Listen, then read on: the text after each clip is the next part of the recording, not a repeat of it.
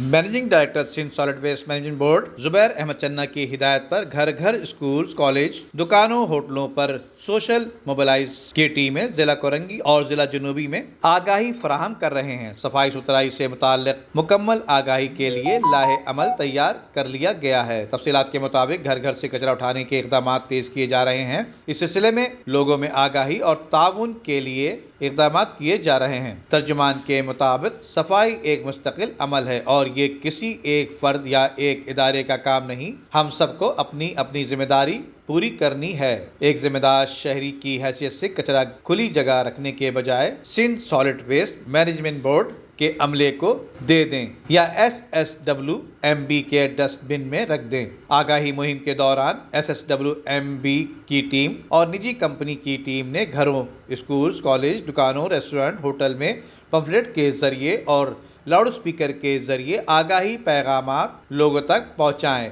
Nadeem Siddiqui, metro 7 Pakistan.